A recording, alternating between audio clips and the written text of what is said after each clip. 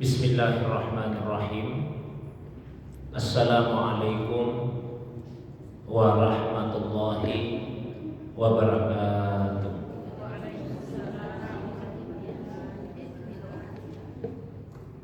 Alhamdulillahilladzi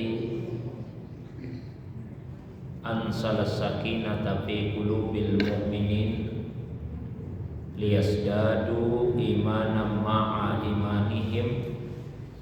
Walillahi junudus samawati wal ard wa kana Allahu aliman hakima. Wa sallallahu ala sayyidina Muhammadin alladzi arsalahu ilan nasi basyiran wa nadhira wa ala ali Muhammadin wa sahbihi wa sallama tasliman katsira. Amma ba'du. Ibu-ibu sekalian yang semoga dirahmati, dimuliakan oleh Allah Subhanahu wa taala. Alhamdulillah, sore ini kembali kita dihadirkan, dipertemukan oleh Allah Subhanahu wa taala dalam majelis yang semoga dimuliakan ini. Salawat dan salam semoga tercurah kepada kekasih kita Rasulullah Muhammad sallallahu alaihi wasallam, begitu pula kepada keluarga beliau, para sahabat dan juga pengikutnya yang senantiasa istiqamah menghidupkan sunnah Nabi sallallahu alaihi wasallam. Ibu-ibu sekalian yang semoga dirahmati, dimuliakan oleh Allah Subhanahu wa ta'ala. Sesuai dengan judul yang diamanahkan kepada kami, maka untuk pengajian kita di sore hari ini yaitu tentang keutamaan orang kaya yang bersyukur dan orang miskin yang bersabar. Itu tema yang diamanahkan kepada kami. Ada satu kitab yang ditulis oleh seorang ulama yaitu Ibnu Hajar Al-Haytami. Semoga Allah SWT merahmati beliau. Judul kitabnya Al-Fatawa Al-Hadithiyah. Salah satu pembahasan di dalam kitab tersebut yaitu menjawab satu pertanyaan, mana yang lebih utama, orang kaya yang bersyukur atau orang miskin yang bersabar? Jadi saya mulai pengajian kita dengan pertanyaan dasar ini. Kira-kira menurut ibu-ibu lebih utama mana, orang kaya yang bersyukur atau orang miskin yang bersabar? Orang miskin itu jawabannya ada beragam ya. Ada orang miskin yang bersabar, ada orang kaya yang pilih orang miskin yang bersabar siapa? Tiga orang. Kalau yang pilih orang kaya yang bersyukur, terus yang lainnya ini yang jauh lebih banyak. Kalau ibu disuruh pilih, mau disuruh pilih ini bukan masalah kota, disuruh pilih. Ibu mau jadi orang kaya yang bersyukur atau mau jadi orang miskin? Ternyata ulama kita pun juga beda pendapat tentang masalah ini. Karena ada hadis yang mengisyaratkan sepertinya orang miskin lebih baik daripada orang kaya. Ada hadis yang mengisyaratkan begitu. Tapi di sisi lain ada juga hadis yang mengisyaratkan sebaliknya, bahwa orang kaya lebih baik daripada orang yang miskin. Saya bacakan hadis yang mengisyaratkan bahwa orang miskin lebih baik daripada orang kaya. Nabi sallallahu alaihi wasallam pernah bersabda, "Yadkhulu fuqara'ul mu'minina al-jannata qabla al-aghniya binisfil yawm bi khamsi mi'ati am." Artinya apa? Orang-orang fakirnya, orang beriman akan masuk surga lebih dahulu sebelum orang-orang kaya. Berapa lama? Setengah hari. Jadi orang miskin masuk surga lebih dulu setengah hari daripada orang kaya. Tapi jangan salah, ini bukan setengah hari di dunia. Kalau setengah hari di dunia tidak terlalu lama salam waktunya. Setengah hari di akhirat. Seperti apa itu? Bi khamsi mi'ati am, 500 tahun ukuran dunia. Ya, jadi 500 tahun. Orang miskin lebih dulu masuk surga daripada orang kaya. Kalau hadis ini yang kita baca, maka sepertinya orang miskin lebih utama karena dia lebih dulu masuk surga. Tapi sebaliknya ada hadis yang menunjukkan bahwa orang kaya lebih utama. Di hadis diceritakan, Ja'a fuqara'ul madinati ila Rasulillah sallallahu alaihi wasallam faqalu. Suatu hari ada sekelompok orang-orang fakir, orang-orang miskinnya Madinah datang menemui Nabi sallallahu alaihi wasallam lalu menyampaikan kepada Nabi, zahaba ahlud dusuri binal amwali. Sungguh orang-orang yang punya kelebihan harta, orang-orang kaya telah mengambil apa yang diambil bidarajatil ula wan naimil muqim, telah mengambil derajat-derajat yang tinggi dan kenikmatan yang langgeng. Jadi orang-orang kaya ini keluhannya orang miskin, mereka sudah memonopoli derajat-derajat yang tinggi. Kenapa seperti itu? Yusalluna kama nusalli. Orang-orang kaya salat seperti kami ini orang miskin salat. Wa yasumuna kama nasumu. Orang-orang kaya juga puasa seperti kami orang miskin puasa. Tapi ada amalan yang orang kaya lakukan, kami orang miskin tidak bisa karena kemiskinan kami. Yahujjuna biha. Mereka pergi haji dengan harta, dengan kekayaannya. Kami orang miskin tidak bisa pergi haji. Wa yatamiruna biha. Mereka pergi umrah dengan hartanya. Kami tidak bisa pergi umrah. Seterusnya wa yatasaddaquna biha. Mereka bersedekah dengan hartanya. Kami tidak bisa bersedekah. Jadi kalau hadis kedua ini yang kita baca Bapak sekalian, mana yang lebih baik, yang lebih utama, orang kaya atau orang miskin? Orang kaya. Tapi kalau baca hadis pertama tadi orang miskin lebih dulu masuk surga, sepertinya orang miskin lebih utama. Dan Nabi juga pernah berdoa. Apa doanya Nabi?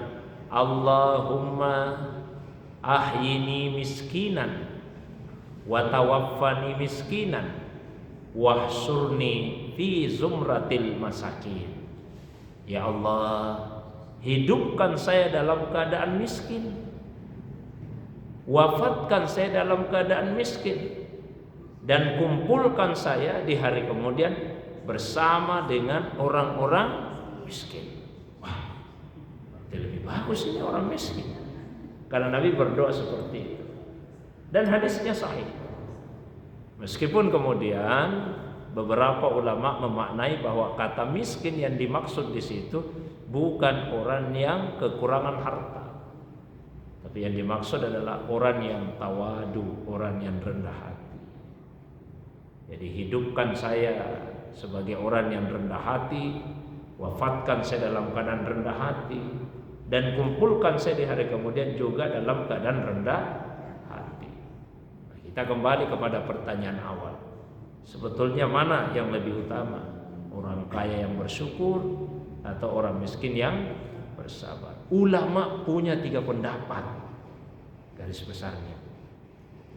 Menurut sebagian ulama, seperti ibu-ibu juga sebagian, yang lebih utama itu adalah orang kaya yang bersyukur. Pendapat ini juga yang dipilih oleh Ibnu Hajar Al-Haytami, penulis kitab Al-Fatawa Al-Hadisiyah yang saya sebutkan tadi. Beliau mendasarkan kepada dalil yang dijadikan pegangan oleh seorang ulama, yaitu Abdus Salam, semoga Allah merahmatinya. Alasannya apa?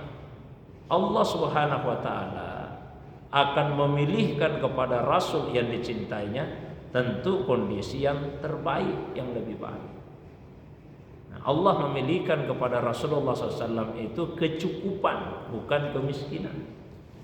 Memang Rasulullah SAW bukan orang yang kaya raya, konglomerat apa, tapi beliau hidup dalam kecukupan. Itu alasannya. Tapi sebaliknya di sisi lain, kalau menurut Imam An-Nawawi, orang miskin yang sabar itu lebih utama daripada orang kaya yang bersyukur. Menurut Imam An-Nawawi. Alasan beliau apa?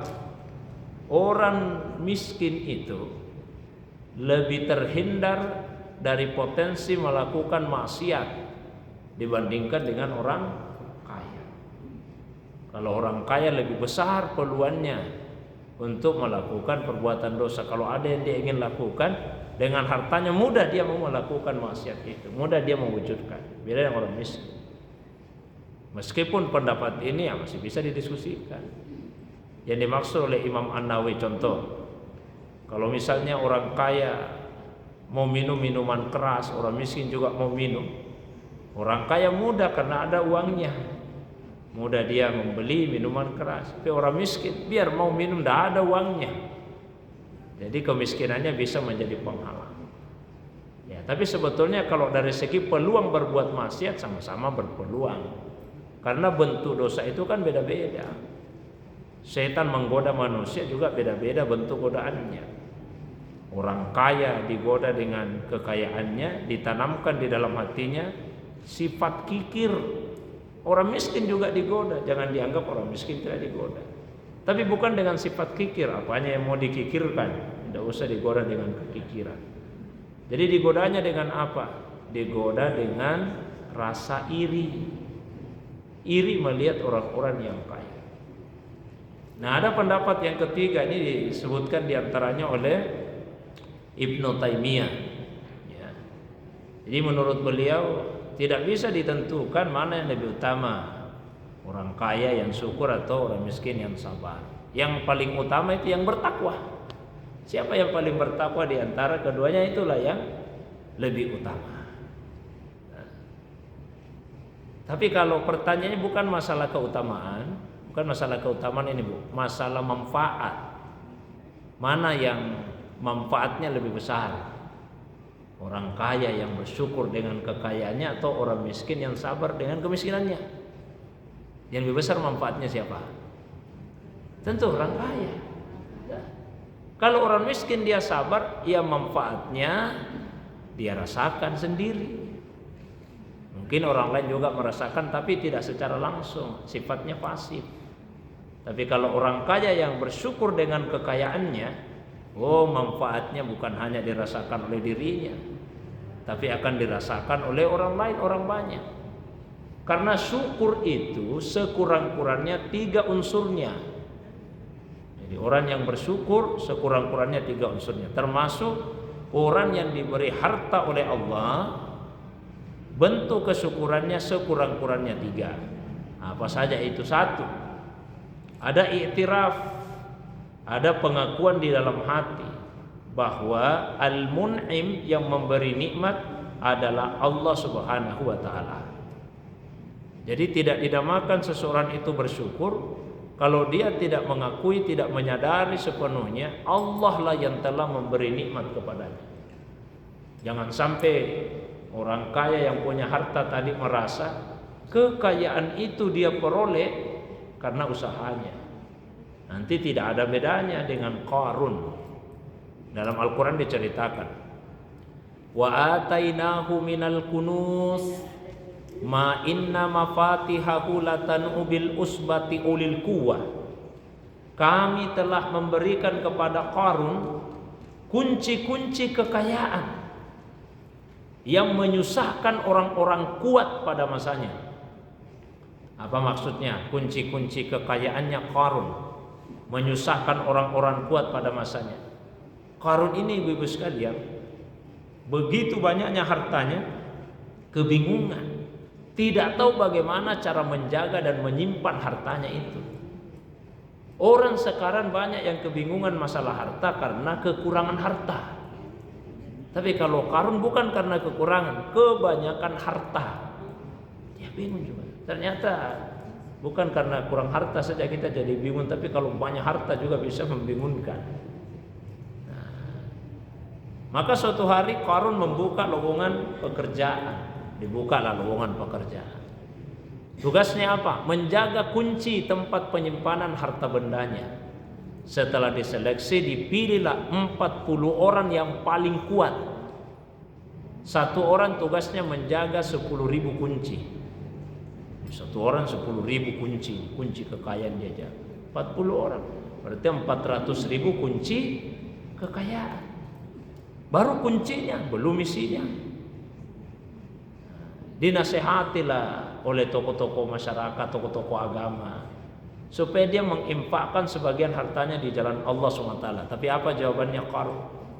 Untuk apa saya bersedekah? Innama utituhu ala ilmin indi. Saya dikasih harta ini atas dasar ilmuku. Saya punya ilmu, saya punya pengetahuan bagaimana mengelola harta. Saya jadi kaya. Jadi dia lupa bahwa Allah yang memberikan harta itu kepadanya. Orang yang bersyukur, unsurnya yang pertama, syaratnya yang pertama, harus ada kesadaran di hati nikmat itu datangnya dari Allah. Satu. Yang kedua, sana bil lisan. Memuji Allah Subhanahu wa taala dengan lisannya atas nikmat harta tersebut. Ya, minimal dengan mengucapkan alhamdulillahi rabbil alamin. Dan yang ketiga, menggunakan nikmat tersebut sebagai sarana untuk mendekatkan dirinya kepada Allah Subhanahu wa taala dan memberikan manfaat kepada sesama. Jadi kalau orang kaya bersyukur atas hartanya, maka harta itu akan digunakan sarana untuk dekat dengan Allah dan memberikan manfaat kepada sesama. Maka yang bisa merasakan manfaat dari harta orang kaya bukan orangnya saja, tapi juga orang lain. Beda kalau orang miskin yang sabar. Orang miskin sabar, terus apa manfaatnya bagi kita ini? Manfaatnya ya tidak secara langsung. Paling tidak kalau dia sabar, ya dia tidak akan iri, tidak berusaha untuk mengambil hartanya orang. Tapi itu sifatnya pasif, tidak sama dengan orang kaya yang bersyukur.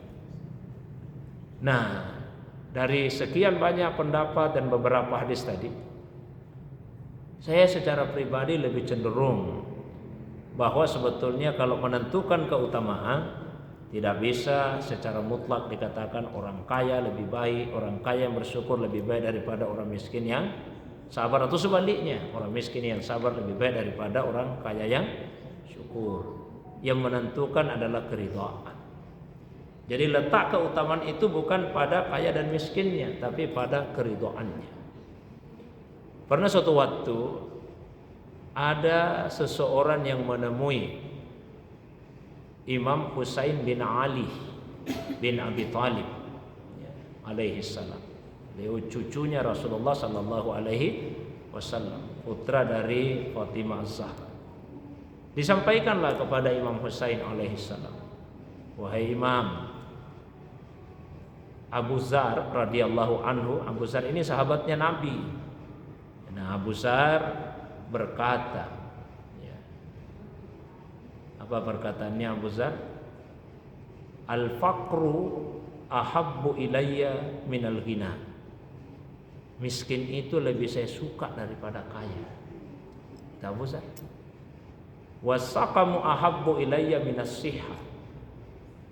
Sakit itu lebih saya suka daripada sehat. Kata Abu Zar. Jadi kemiskinan lebih saya suka daripada kekayaan. Sampaikanlah itu kepada Imam Husain. Apa jawabannya Imam Husain? Ya, bagus juga sih perkataan itu, tapi Imam Husain kemudian menyampaikan pandangannya. Kata beliau, kalau ada seseorang ittaqala ala husni ikhtiyarillahi lahu lam yatamanna ghaira ma ikhtarahu Allahu lahu. Kalau seseorang itu sudah menyerahkan kepada Allah, dia yakin Allah akan memilihkan yang terbaik bagi dirinya, maka dia tidak akan berangan-angan untuk memperoleh apa yang selain Allah inginkan atas dirinya. Maksudnya apa? Ada orang ditakdirkan jadi orang kaya, ada orang ditakdirkan jadi orang miskin. Ini tidak menjadi penentu kemuliaan, tapi yang menentukan adalah cara menyikapi takdir itu. Kalau orang yang ditakdirkan kaya, dia mensyukuri nikmat kekayaan tersebut, itu jadi baik baginya. Begitu pula sebaliknya. Kalau orang kaya tadi ingkar akan nikmat kekayaan dari Allah, itu jadi buruk baginya. Orang miskin juga demikian. Kalau dia ridho, dia menerima kemiskinan itu, dia yakini itu pilihan Allah bagi saya, itu baik baginya. Tapi jika ia kemudian berkeluh kesah, maka itu menjadi buruk baginya. Saya bisa bahasakan seperti ini. Yang menentukan baik atau buruknya sesuatu bukan apa yang Allah berikan kepada seseorang, tapi yang menentukan adalah cara orang tersebut untuk menyikapi pemberian Allah Subhanahu wa ta'ala. Itu yang menentukan. Ada dua orang yang sama, ada dua orang yang berbeda, memperoleh dua hal yang sama dari Allah, beda cara menyikapinya, maka beda nilainya. Dua orang sama-sama ditakdirkan jadi orang kaya, dikasih harta, relatif sama banyaknya hartanya, tapi bukan itu yang menjadi penentu kemuliaan. Yang menentukan cara kedua orang tadi menyikapinya. Kalau orang pertama dia bersyukur atas nikmat kekayaan tersebut, dia yakini di hati ini pemberian Allah, dia puji Allah dengan lisan, dia gunakan nikmat itu sarana untuk dekat dengan Allah, memberi manfaat kepada sesama, maka kekayaan menjadi baik baginya. Orang yang kedua, dia kikir dengan harta yang Allah berikan kepadanya, maka itu buruk baginya. Begitu juga orang yang miskin. Orang pertama dia ridha dengan kemiskinan itu, dia sabar, dia yakin bahwa ini yang Allah takdirkan, ya saya terima dengan sepenuh hati, itu jadi baik. Tapi kalau orang miskin yang kemudian berkeluh kesah, ya, maka itu menjadi buruk baginya. Nah, sebaliknya ibu-ibu sekalian, dalam kekayaan dan kemiskinan sama-sama berpotensi untuk mendatangkan keburukan.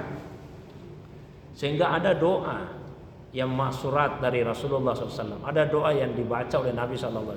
Apa itu? Allahumma inni a'udzubika min azabin nar wa min fitnatin nar wa min syarril ghina wal faqr. Itu doanya Nabi SAW. Allahumma ya Allah, inni a'udzubika, sesungguhnya saya berlindung kepadamu, min azabin nar, dari azab neraka,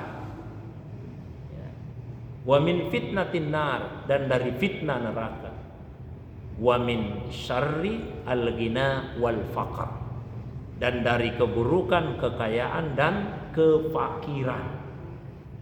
Jadi dalam kekayaan itu bisa atau berpotensi mendatangkan keburukan. Begitu juga dalam kemiskinan. Kapan kekayaan itu berpotensi mendatangkan keburukan?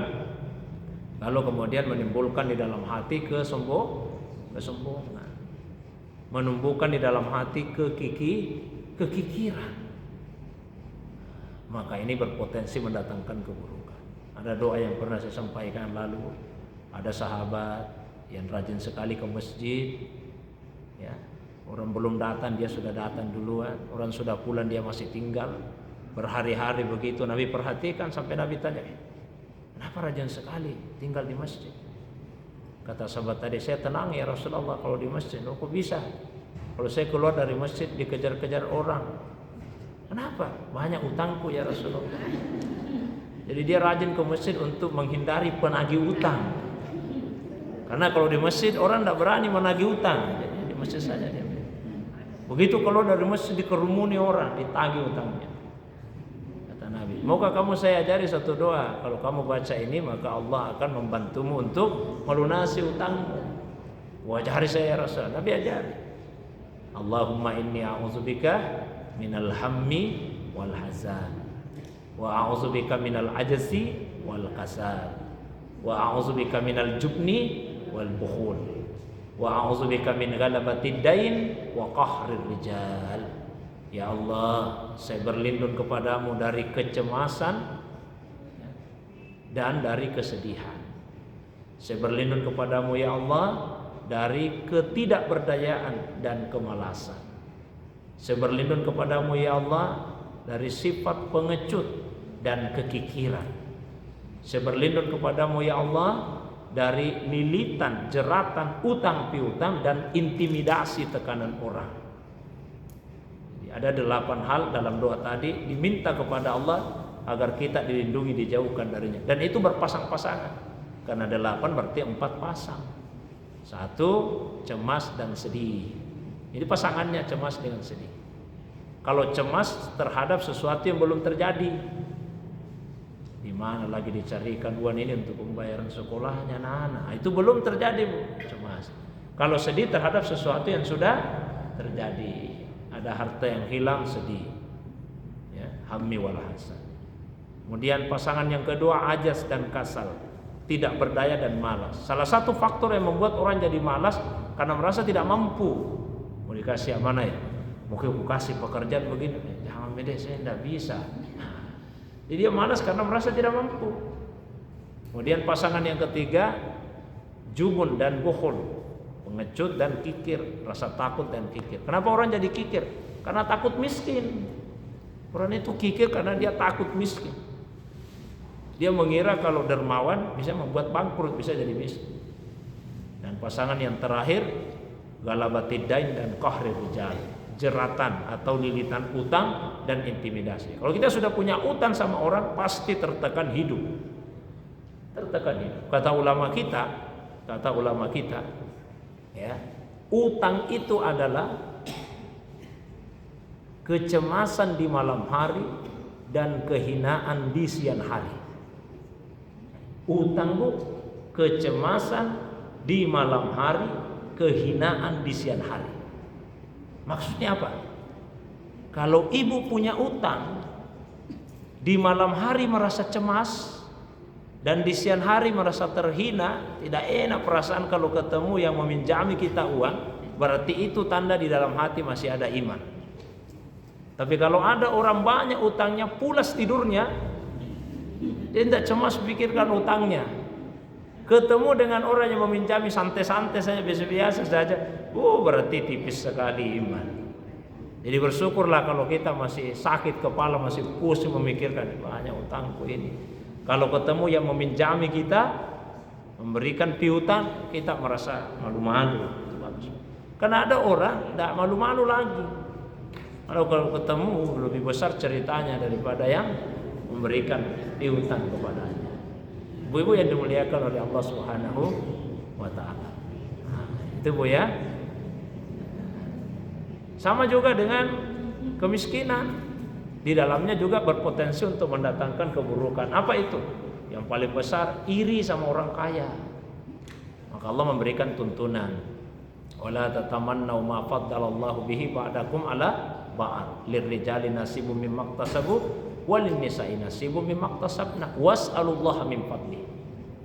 Janganlah kalian merasa iri terhadap kelebihan yang Allah karuniakan kepada sebagian kalian atas sebagian yang lain. Jangan iri. Orang yang iri itu berarti dia buruk sangka sama Allah, menyangka bahwa Allah salah membagi-bagi rezekinya. Kenapa kita iri? Kalau kita yakin Allah tidak mungkin salah bagi-bagi rezeki, kita tidak akan iri, ya. Memang sudah bagiannya. Lirrijali nasibum mimma iktasabu walin nisa'i nasibum mimma iktasabna. Setiap laki-laki dapat bagian sesuai usahanya. Perempuan juga dapat bagian sesuai usahanya. Kalaupun kita merasa saya masih mau lebih daripada ini, ya Allah, Allah kasih solusi. Was'alullaha min fadli. Minta kepada Allah fadalnya, karunianya.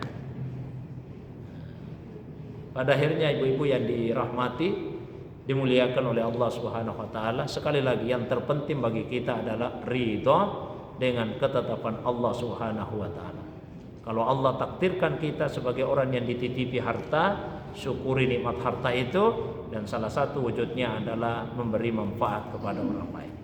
Tapi kalaupun kita ditakdirkan oleh Allah SWT untuk menjadi orang yang hidup dalam kekurangan harta atau kemiskinan, jangan berkeluh kesah, ridalah dengan ketetapan Allah Subhanahu wa taala tersebut. Tapi rida bukan berarti tidak boleh berusaha.